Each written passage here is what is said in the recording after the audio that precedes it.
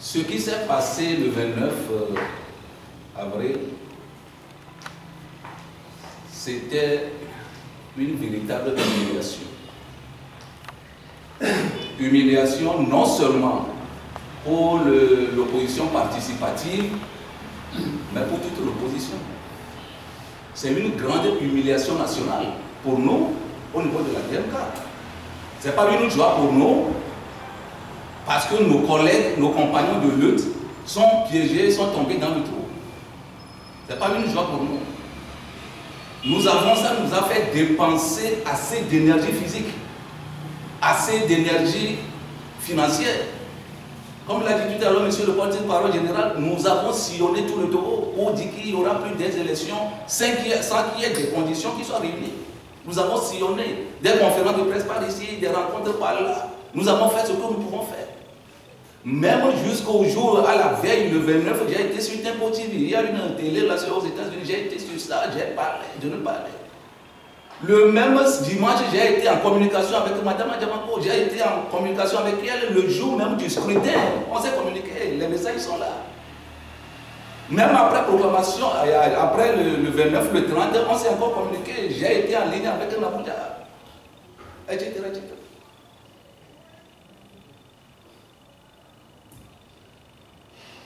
Ce n'est pas une joie pour nous et ce n'est pas une joie pour le régime en place. Parce qu'on ne peut pas dire, ce n'est pas ça, ce n'est pas une nature d'aller se glorifier à l'extérieur du pays parce que je suis chef de file de l'opposition. Et on me demande combien de députés vous avez parce que nous, dans notre pays, là, nous avons 30 députés, 40 députés avant d'être chef. Et vous allez lever la pour dire que j'ai 2 députés, on va se dire, c'est quel est ce pays? Et vous avez 2 députés et vous êtes chef de file de l'opposition. Mais c'est ridicule, c'est du jamais vu ce qui s'est passé.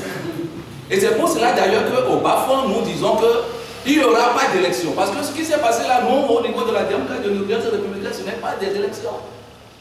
Et nous avons bien précisé que ceux qui vont aller, les leaders qui vont aller à cette élection, vont aller à leur risque et péril. Et le 3 avril passé, on était en séance de sensibilisation pour demander l'arrêt de cette élection, de ce scrutin bancal, parce que le devant ne serait pas bon. On nous a pris, on nous a jetés en prison. Et ceux qui sont venus au jugement le jour, le 9, on nous a jugés. On nous demandait pourquoi nous avons dit, de quel droit on peut affirmer que ceux qui vont aller à ces élections, c'est à leur risque et péril. Et nous avons pris le courage de leur dire, il y a aussi le procureur de la République, le juge, les assesseurs et tout, que les leaders qui vont y aller là, 1, ils seront volés, 2, ils seront tabassés, 3, les urnes seront bourrées, les bulletins seront prévotés et les résultats ne seraient pas un résultat attendu. Peut-être les leaders, leurs militants seraient pourchassés et jetés en prison. C'est pour cela que nous disons que c'est à leur risque et péril. Aujourd'hui, la DMK doit être décorée par la grande chancellerie.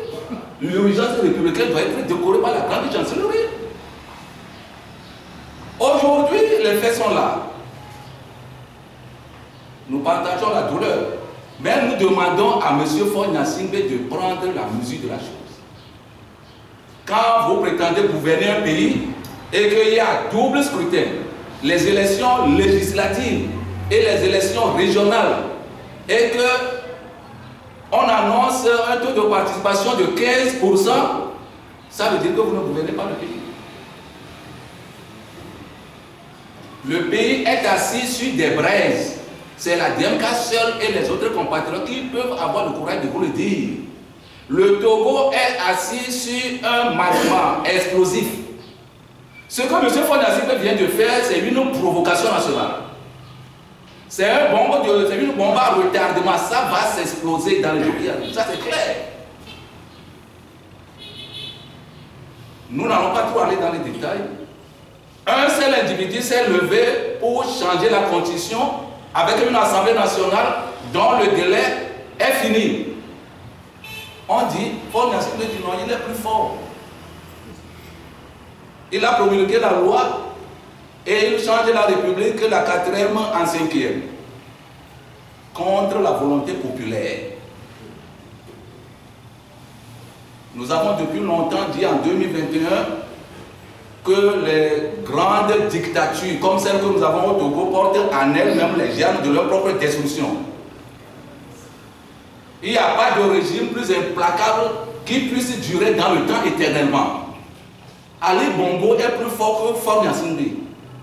Le moment venu, il est parti. Blaise Compaoré est plus fort, mais le moment venu, il est parti.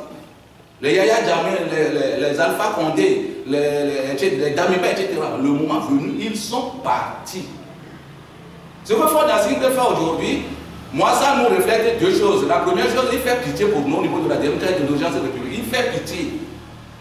Quand on le regarde de bas en haut et de haut en bas, il fait pitié pour nous. Et on n'aimerait pas être aujourd'hui à sa place. Deuxième chose, il est lui-même objet de pitié. Quand il se regarde dans le miroir, il doit être un objet de pitié pour lui-même, comme le dit Nietzsche, le philosophe Nietzsche. Dans tout état de cause. La façon dont il va partir, lui-même il le sait et Dieu même le sait. Nous, on ne le sait pas. Mais tout ce qu'on sait, c'est qu'il va partir. Et cette année 2024 est une année décisive de grands bouleversements et de grands changements. Nous le savons. C'est comme ça qu'on le dit. On nous demande après, qui vous montre les visions, comment vous avez su que les choses n'iront pas bon, que les élections ne seraient pas crédibles, comment vous avez su, nous on n'a pas su qu'on allait voler jusqu'à cette échelle. On le dit encore, que l'année 2024 est une année d'interpellation, c'est une année de grand chamboulement. Et que le Togo ne sera pas du reste. On peut être le tout puissant, c'est pour un temps, on ne sera pas toujours le puissant éternellement. Ceux qui sont autour de foi aujourd'hui, les officiers supérieurs, les officiers, les sous-officiers, les soldats de rang, tout ça, qui protègent, il faut qu'ils le défendent en commettant des forfaitures, en commettant des injustices. Le moment viendra, Faure Gnassingbé ne va pas les défendre, ne va pas les protéger parce que Faure Gnassingbé va... Le moment viendra, Faure Gnassingbé ne va pas les défendre.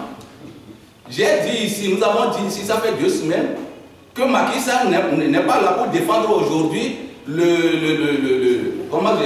juges, les magistrats, oui, le procureur de la République et les officiers qui tabassaient, qui arrêtaient les Sonko, tout ça, il n'est plus là aujourd'hui pour les protéger. Soyons logiques et faisons preuve d'intelligence et de sagesse. Moi, comme Michel Péto, je vais défendre quelqu'un, un individu, en commettant des forfaitures. Et après, maintenant, on va m'interpeller demain. Nous avons saisi la Cour constitutionnelle le 25 avril 2024. Et nous avons signifié dans une lettre que nous avions adressée à la Cour constitutionnelle qu'elle est là, c'est pour veiller sur la constitution togolaise. La constitution est en train d'être sodomisée sans lubrifiant et la Cour constitutionnelle se tait. Nous l'avons saisi sur 2 angles. Premier angle, nous avons dit de poursuivre, de lancer des poursuites judiciaires contre les députés qui sont en train de voter ces changements-là. Ça, c'est acte 1. Acte 2, si la Cour constitutionnelle ne le fait pas, le peuple togolais va les traduire. Et la Cour constitutionnelle et l'Assemblée nationale qui a fait son temps, mais qui a changé la Constitution, on va les traîner devant les tribunaux. On a déposé le courrier. Aujourd'hui, la Cour constitutionnelle m'appelle, j'étais quelque part pour dire que bon, ils ont la réponse à notre courrier. Et nous sommes ici quand le courrier est arrivé.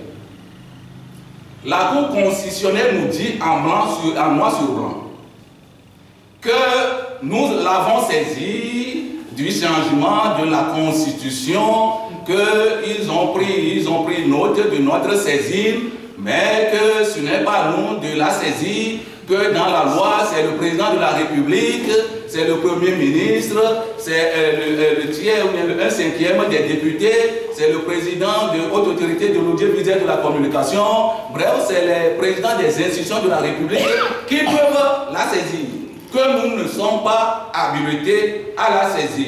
Par conséquent, notre saisine est irrecevable.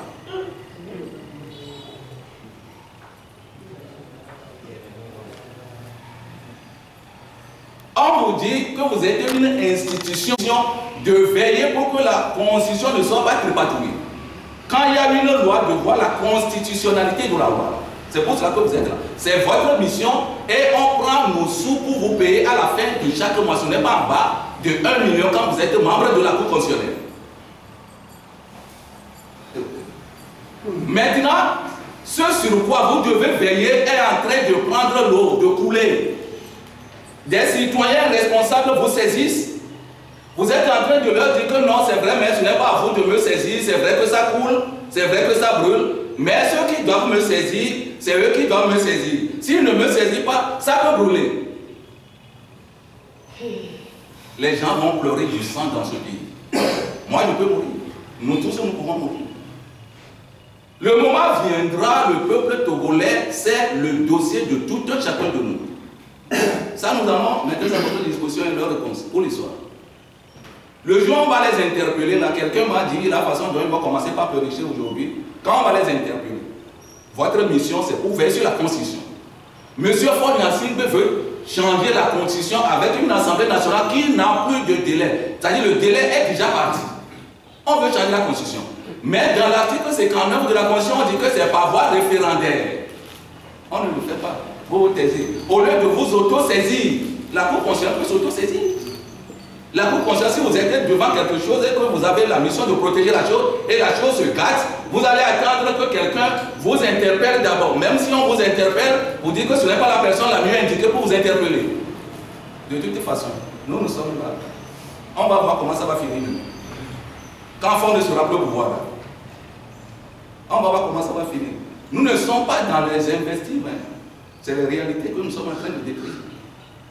Nous voulons une république basée sur les lois. Nous ne voulons pas une république basée sur le coup de force, sur la loi de la force. Mais nous voulons une république basée sur la force de la loi et non la loi de la force. C'est pour ça que nous luttons. On nous a pris l'autre fois et jeté en prison. On a fait des semaines, des jours, et après on nous dit que vous êtes déclaré non coupable. Pourquoi? Parce que nous défendons, nous disons que le scrutin là, c'est un scrutin qui est à l'état de putréfaction, de décomposition. C'est un scrutin pourri. On nous dit pourquoi c'est pourri? Est-ce que c'est pas pourri ce que nous sommes en train de voir? Les tenants et les aboutissants même sont pourris. Et ils ont organisé un scrutin pourri. J'en ai fini pour le moment. S'il y a d'autres choses, je reviens.